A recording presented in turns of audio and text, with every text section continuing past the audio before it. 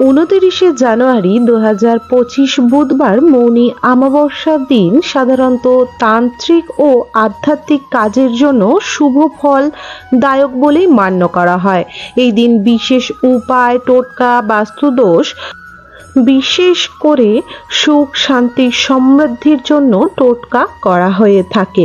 সুখ সমৃদ্ধি বৃদ্ধি পাওয়ার জন্য এই দিন বিশেষ বিশেষ অমাবস্যা তিথিতে অনেক পূজা ও আরাধনা হয়ে থাকে মা মহাকালীর। মা কালীর নানা রূপের পূজা এই দিন হয়ে থাকে। সাথে এই দিন মা লক্ষ্মীরও কিছু টোটকা ও উপায় করা হয়ে থাকে সংসারের সুখ, শান্তি, সমৃদ্ধি বজায় রাখার জন্য। বন্ধুরা, বিশেষ করে এই দিন যদি আপনি এই একটি জিনিস যদি সংগ্রহ করে পুড়িয়ে ফেলতে পারেন, তাহলে আপনার ঘরে বাস্তু দোষ দূর হবে। সাথে স্বামীর ব্যবসা বা চাকরির জীবনেও উন্নতি ঘটবে। ব্যবসা ও বাণিজ্যর ক্ষেত্রে অনেক উন্নতি ও চাকরির ক্ষেত্রে বিশেষ করে পদোন্নতি লেগেই থাকে। কারণ আমাদের জীবনে সাকসেসের লেভেল নানা রকম বাধা বিপত্তি, লোকের কুদৃষ্টি, কালো নজর, কুজাদুর টোনার কারণে বাধা পড়ে থাকে। যদি আপনার জীবনে অনেক পরিশ্রম করার পরও সাকসেস আস্তে আস্তে আসছে না, বা কোনো এমন জিনিস আছে যে জীবনে নানা রকম সুখ, শান্তি, সমৃদ্ধি আসতে গিয়েও আপনার জীবনে আসছে না, অনেক পরিশ্রম ও অনেক খাটাখাটনি করার ফলেও, তাহলে বুঝে নেবেন আপনার উপরে কোনো নেগেটিভিটির ছায়া বা কোনো বিশাল জাদু টোনা বা উপায় টোটকা করা রয়েছে, যার ফলে অর্থ আসতে চায় না গৃহে। এই একটি উপায় করলে আপনার গৃহে হু হু করে অর্থ আসতে শুরু হবে। মা ধনলক্ষ্মীর আশীর্বাদে আপনার জীবনে কোনো কষ্টই থাকবে না। মা কালীর অশেষ আশীর্বাদে আপনার স্বামী ও সন্তান উভয় ভালো থাকবে।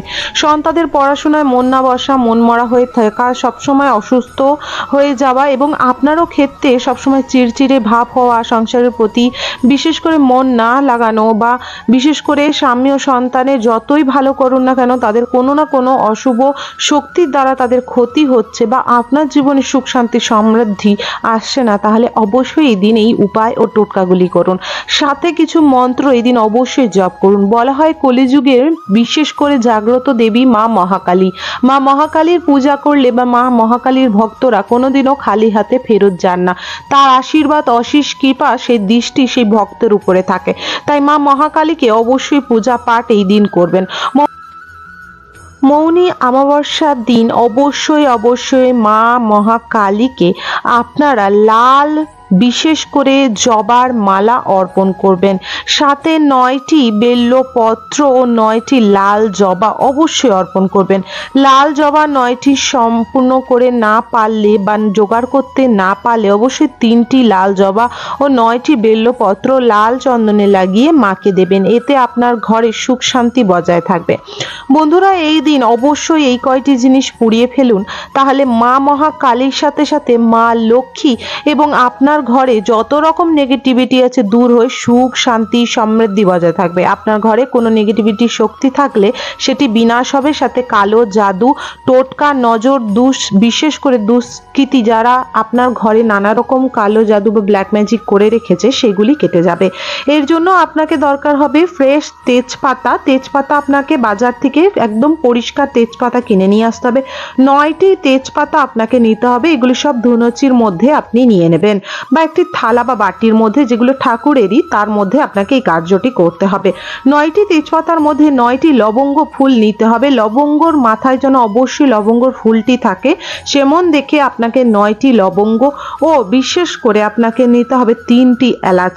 লবঙ্গ মা কালীকে অতি প্রসন্ন করে এবং আপনার ঘর থেকে নানা রকম নেগেটিভিটি দূর করে, বাস্তু দোষ কাটায়, সাথে অর্থর যে পথ আটকে রয়েছে সেটি দূর করে। সাথে কারোর ওপর যদি কালো কুদৃষ্টি নজর থাকে সেটি দূর করে। সাথে আপনার লাগবে বিশেষ করে হলুদ সর্ষে। সবকটি জিনিস পরিষ্কার আপনি দোকান থেকে স্বল্প মূল্যে কিনে নিয়ে আসবেন, বা আপনারা কিনে নিয়ে একটি কৌটো করে ঠাকুর ঘরে রাখতে পারবেন।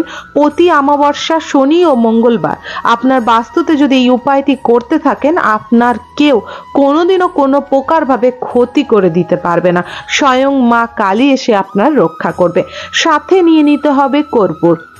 এবং আপনি এগুলি নারকেলের ছোবড়া ও ধুনো সহ মিশ্রিত করে জ্বালাতে পারেন, অথবা আপনারা একটি ধুনোচির মধ্যে বিশেষ করে একটু বেশি করে কর্পূর দিতে হবে, যাতে এই সামগ্রিকগুলো ভালোভাবে যেন জ্বলে যায়।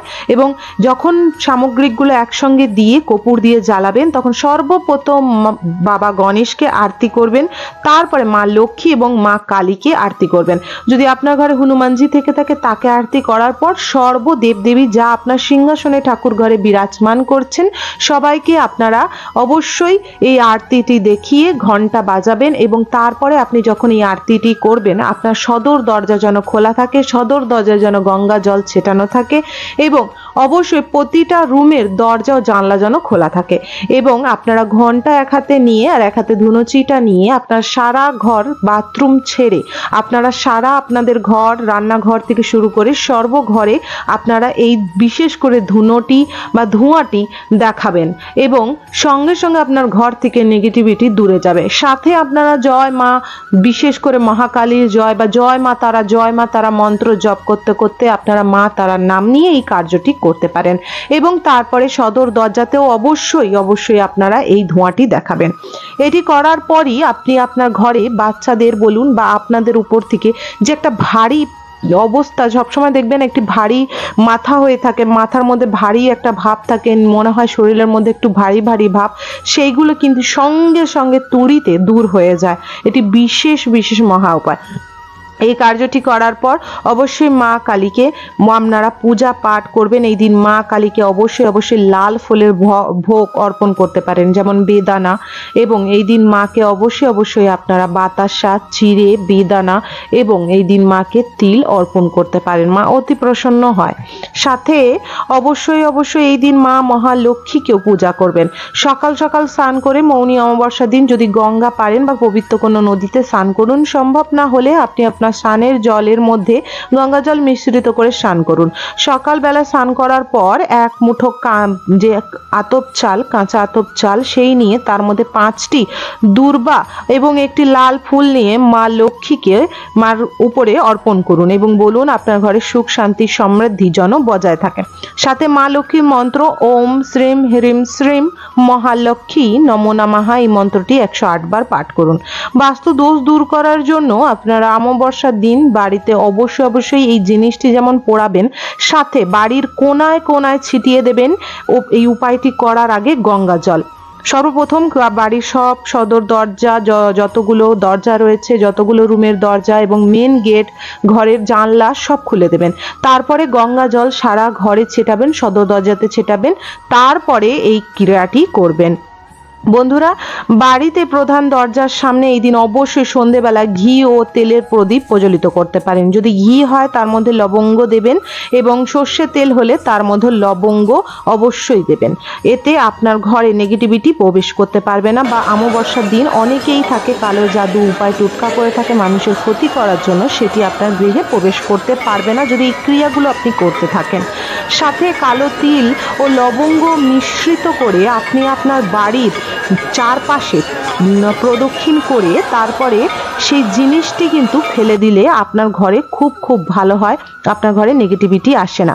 আপনার বাড়ির চারপাশে হাতের মধ্যে কালো তিল 1 মুঠো আর এবং সন্ধক নবন নিয়ে আর লাল ফুল আর হাতে একটা দূর্বা এবং তার সাথে একটি বেল্লপত্র ও একটি ধূপ নিয়ে যদি আপনি আপনার বাড়ির চারপাশে 9 বার প্রদক্ষিণ করে এইটি ফেলে দিতে পারেন কোনো জলের মধ্যে, তাহলে আপনার ঘরে নানা রকম বাধা বিপত্তি দূর হয় এবং পবিত্রতা বজায় থাকে। সাথে এই দিন ঘরে সদর দরজা পরিষ্কার রাখবেন। সাথে এই দিন অর্থ উপায়ের জন্য মৌনী অমাবস্যার দিন তিল ও গুড় পিতৃ তর্পণের জন্য অবশ্যই দেওয়া উচিত। এটি বিশেষ করে কালো কাপড়ের মধ্যে দেওয়া উচিত। বিশেষ করে এই দিন কালো কাপড়ের মধ্যে ধান, লাল সিঁদুর এবং 1 টাকার কয়েন নিয়ে উত্তর দিকে কোণায় যদি বেঁধে রাখেন, এতে খুবই ভালো বলে মান্য করা হয় এবং পরবর্তী যে কোনো অমাবস্যাতে এটি খুলে জলের মধ্যে দিয়ে দিলেও খুব ভালো আর্থিক উন্নতি আপনার দেখা যেতে পারে। সাথে মানসিক শান্তি বজায় রাখার জন্য অবশ্যই সন্ধ্যাবেলায় শিবলিঙ্গে দুধ ও মধু দিয়ে বেলপত্র ও সাদা ফুল দিয়ে পূজা করতে পারেন।